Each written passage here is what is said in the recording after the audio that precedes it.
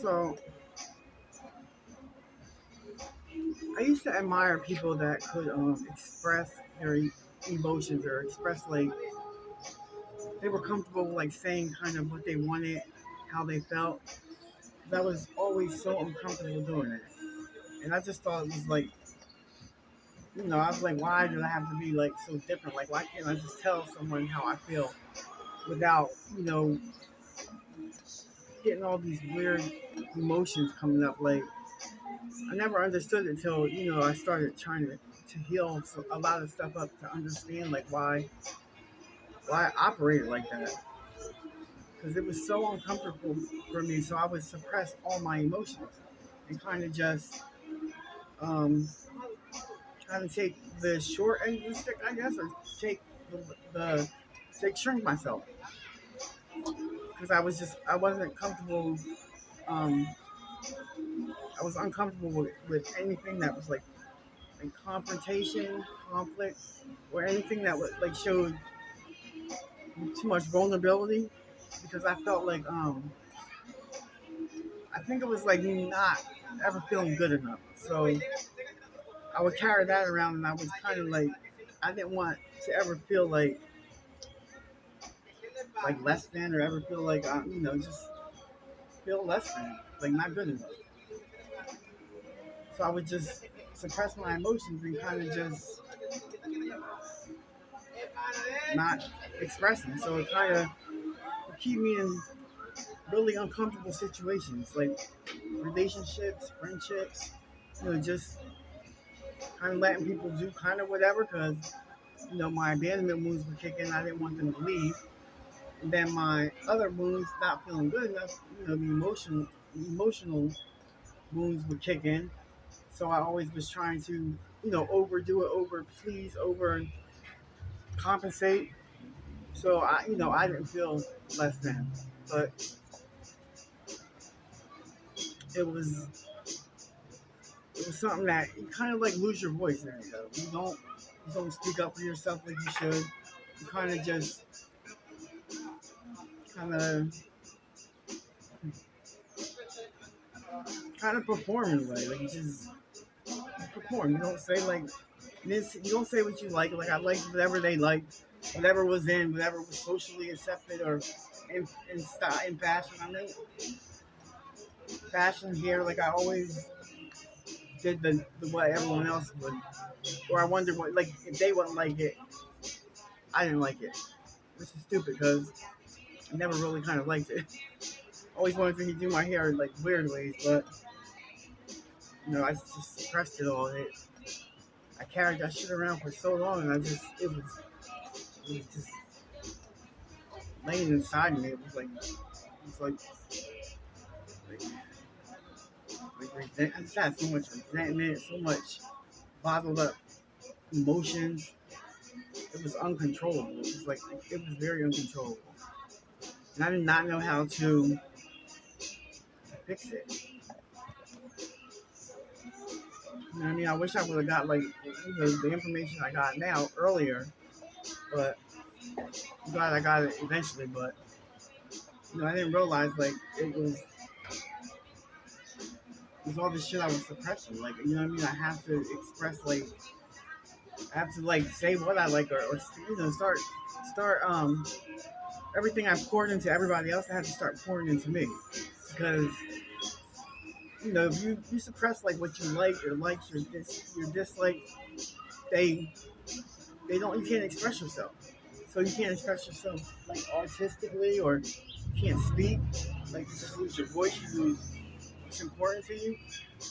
You have to kind of when you start yelling, you have to kind of go back and find it in a way. Like you have to find the person that you had to suppress so long ago, but you don't really know who that is. So you kind of looking for something, but you have to kind of start. I started very small, like wearing my hair kind of like I wanted, or wearing the outfit like I would overdo it like with the outfits, like everything had to match, like or how that doesn't look great if it don't match. But I always felt like I didn't want no one to say, "Oh, she don't match." But I really didn't like the fucking outfit, like it was crazy. So I have to just do small things like start to wear what I would actually like to wear, not what I thought like the person I was with would like or the friends I was hanging with at the time would like, because they didn't really like me anyway because they didn't even know me. Most of them, you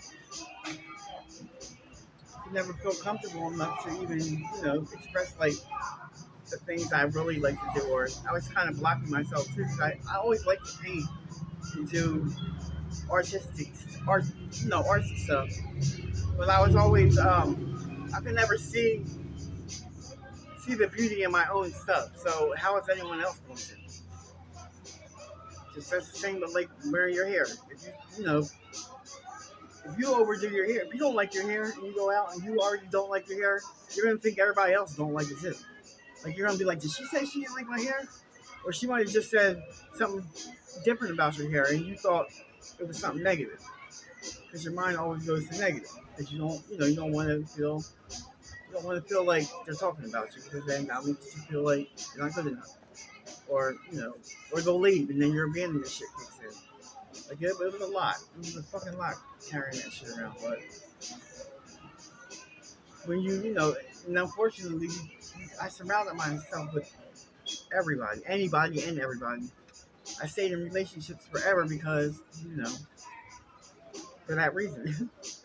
But when you realize, I think I was mainly running from myself. I didn't sit long enough to ever like, to tap into to her, the suppressed shit. So like, now I love, like, when I come home, I paint. It's healing now. I talk now. I express myself, and I start releasing a lot of that shit I had suppressed inside of me, and I felt like a weight was lifting out my chest. Like, it was insane. It's like anxiety. That the anxiety is basically that suppressed shit. That's what anxiety is. It's anxiety. I don't even take anxiety medicine. I don't take anything anymore. Like, I just deal with my shit. And like I say, when you're healing and you're going your personal journey, and you think, oh, when I heal, it's gonna look like this, or when I heal, I'm gonna, or when I find something peace, it's gonna be like this. But it's not. It's actually nothing like you think it's gonna be. Because it could be something so simple like sitting when you're painting, and I don't. My surroundings are my surroundings, but they don't make me. You know what I mean? They're just my surroundings. If I focus on what my painting, then I don't have to look around. So it's not like I'm saying, like, it's not when you get to that sense of peace. I'm talking about like internal peace, like a calm. It doesn't look like you think. So you have to keep doing the things that you want to do, and not worry about if anyone else will accept it or like it, because the people who are supposed to they'll be there on the other side, and it might be less few than you think. That's the unfortunate part. Because you realize most of the people that you had in your life only liked you at a different, liked you at the other level you were at. Because that was easier for them. And you have to take that too, and understand that too. So most of the time I'm alone. But I like it now. That's the difference. I can sit with myself now long enough to hear what I'm actually saying. Not everybody else's chaos in my mind. So I just wanted to give a little food for thought for today, because I felt like, I had to do an uncomfortable thing and deal with some emotions that, I don't feel like I should have to deal with, but I do. That's the part of growing. You have to do things that are uncomfortable. But, that's growth. So you grow a little bit each day, you know what I'm saying? Because you don't heal and you're like, oh, I'm healed. No, I thought that too. No, it doesn't work like that. It's an ongoing process, and you work on it every single day by just being aware of like how something made you feel last time, and you're aware of it, so you know how to kind of engage it the next time. You know what I mean? If you already know how it makes you feel, you know why they're doing it. You know why they're doing it, and it's on you. You know what I mean? You don't even have to engage with it. You don't feel like you can.